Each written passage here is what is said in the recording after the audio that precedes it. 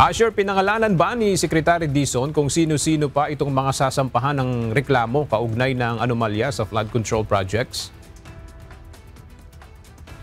Aga ang SunWest Incorporated na co-founded umano ni dating Bicol Party List Representative Zaldico at ang mga kumpanya na pagmamay-ari ng pamilya Diskaya ang pinangalanan ni Secretary Vince Dizon. Ito anya ang ilan sa mga sasampahan nila ng kaso sa mga susunod na araw kaugnay nga ng mga anomalyang flood control projects ng pamahalaan.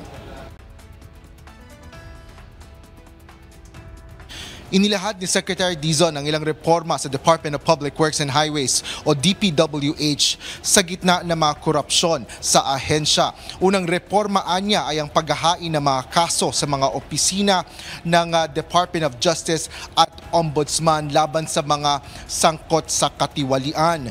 Unang naghain ng ilang kaso laban sa mga kawani ng DPWH Bulacan 1st District Office sa mga nagdaang araw, habang may ilan pa anyang planong ihain na mga kaso ngayong linggo.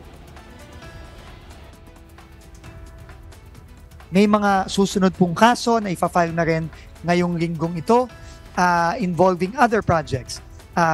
Pangalawa po doon, yung final ng ICI sa Ombudsman, yung pong kaso sa Oriental Mindoro involving several DPWH personnel and involving contractors such as SunWest Corporation as well as the other companies of the Diskaya family. Meron din pong mga iba pang ifa-file sa mga susunod na araw ngayong linggo. Ayoko na lang pong pangunahan ng ICI doon, but you will expect those cases to be filed already in the coming days.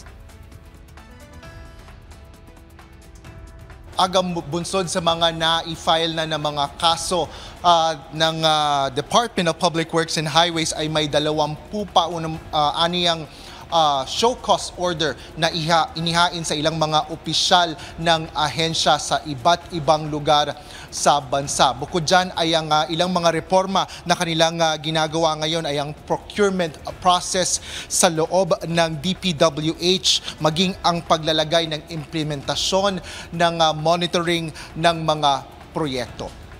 Yan ang latest dito sa Senado. Balik sa iyo, Aga. Maraming salamat, Asher Cadapan Jr.